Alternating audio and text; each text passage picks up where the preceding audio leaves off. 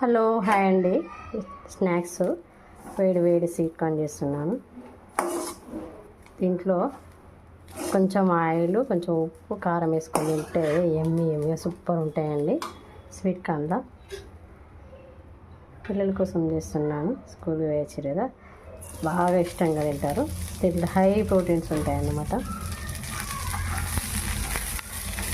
ఉప్పు, చిటికెడంత ఉప్పు, కొంచెం కారం,